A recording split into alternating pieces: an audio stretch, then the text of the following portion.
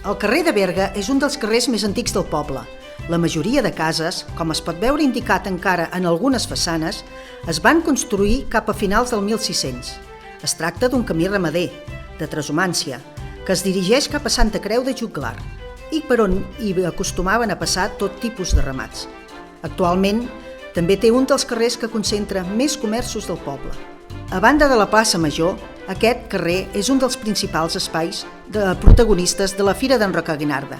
Al balcó del número 14 hi ha la Casa de les Barjaules, l'escletxa, i just a l'altre costat, al número 21, hi ha la veïna rabiuda que sempre es queixa de tot el soroll i espectacle que fan.